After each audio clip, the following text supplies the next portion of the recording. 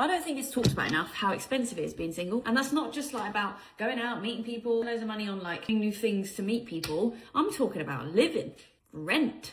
I'm looking at flats with my flatmate, and she and I are both single. So we're obviously looking at double bedrooms, because we're adult, live in a double bedroom.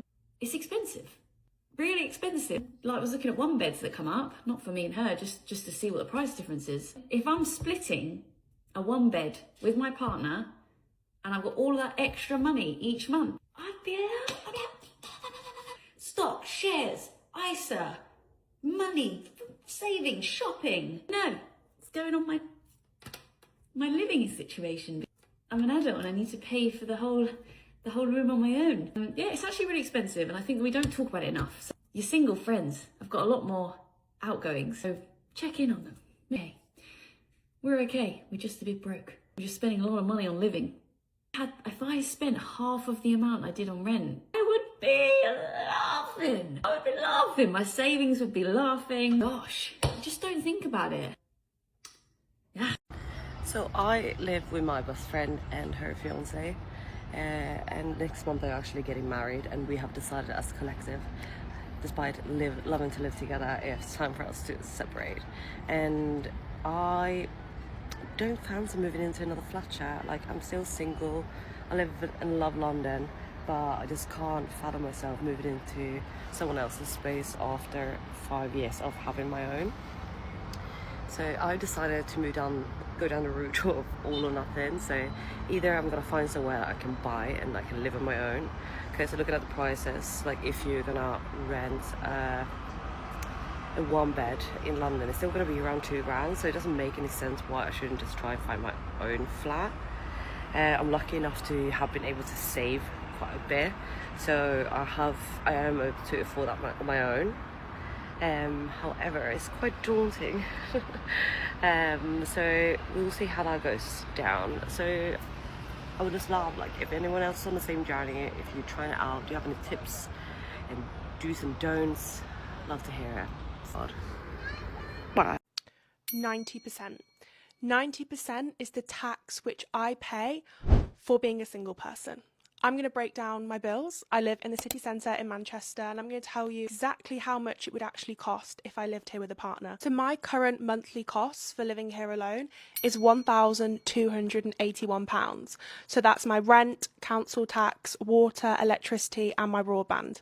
However, if I lived here with a partner, granted my council tax 25% single person discount would go, I would be then paying £141. My water would probably go up to about £58, and my electricity, say, £77.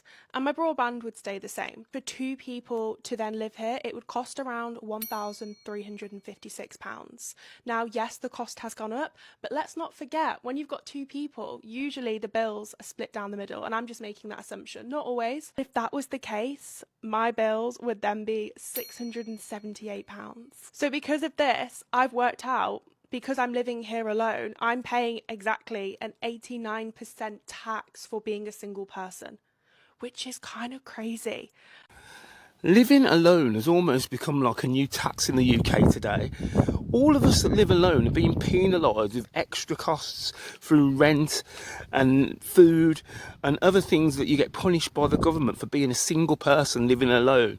It's an absolute epidemic of this, that the single person is always getting the things thrown at their head and thrown at their pocket, even to the point of social housing. You know, people get on housing lists because they either have a child or they're in a couple. A single male or a single female gets lower down in the point system, and they don't even get allocated housing at all unless it's really, really desperate and an emergency, and even then they still don't get priority in housing. But why should somebody who's single pay taxes all their life, paid national insurance all their life? Why should they be penalised over someone in a couple? Why should they be penalised for someone who's irresponsible to have children and not have a job? It's not very fair, is it? You know, we should get clemency as being single people, actually being responsible by not having children and asking for housing. We're being responsible, we're being charged more, yet people can be unemployed, have children, and be looked on as a better fit for housing than we are, when we've actually paid all our taxes since we were like 16 and left school. Yet someone's just had a few kids, never worked their life, and they get priority housing over us. I think this is absolutely disgusting in this country. But let's see how other people are being penalised. It's not fair out there, and there needs to be some kind of fairness. I think there are a lot of people out there who think that being a single person is really easy financially, because they're like, oh, well, you only have to pay for yourself. And like, wrong. Yeah, I do only have to pay for myself, which means I have to pay for my rent entirely by myself. I don't split it with a partner. My council tax bill, even though there's only one person, is only discounted by 25%. So if you're splitting your bill down the middle with a partner, I'm still paying more than you individually. My energy bills, yeah, okay, I pay less than you, but I'm not paying half, because most of that cost is a standing charge.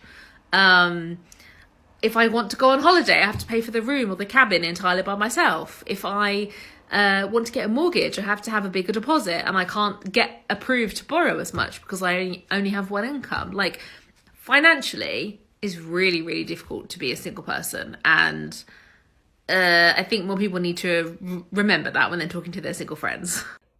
How in 2026 have we reached the point where you can no longer live on one person's wage? How is it that one wage can no longer cover mortgages, rents, bills, car payments, food, petrol?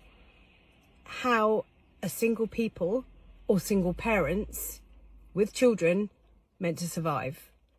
And I now find myself in that bracket. I obviously have a husband, and he's in America. He does help me where he can. Before anybody comments, he does what he can. But he also has his own mortgage and bills and car payments, and he pays for travel. Otherwise, we wouldn't be able to see each other. So I am in this alone. I have a mortgage that, once my mortgage deal ran out, went from 800 to 1650. And thankfully, due to the Bank of England and the interest rates falling, I managed to get it down to 1340. But I am now running out of time to be able to pay that each month, along with all the bills. Everything is going to go up again this month. You only get a 25% discount in council tax if you're a single parent. This week I'm doing 30 hours spread across 7 days, and I'm cleaning, and it's exhausting, and I do not know how to bring in any more money than I am already bringing in without having to start some sort of miraculous side hustle, which, trust me, I'm thinking about, and I'm looking at options, but I don't know how I'm going to do this. And I'm terrified, because all I have is my house, and if I have to sell that house, I don't know what I could afford rental wise, and that's not really an answer. It won't solve anything, and I'm also not allowed to move out of Essex thanks to my ex, so I don't really have anywhere to go that is affordable. So I don't know how this country has reached a point where you can work your arse off for hours and hours and hours and still not bring home enough money. I am just on my way to collect my car because I was drinking, and obviously can't drink and drive. Just been thinking about how, given I'm on my own, it makes everything a little bit more difficult. And I think this is probably one of the only things, that and spiders, that I wish I had a partner for. This morning I'm having to walk to my closest station, which is about a 2-hour walk away, to collect my car. I've got to get the train into Reading. There are buses that run from near where I live, but they don't run on Sundays. So if I need my car anytime before Monday, which I do, I haven't really got any choice with that. I think it's just not having anyone to pick you up, not having anyone else to rely on. And then the walk to the station, it's not especially safe.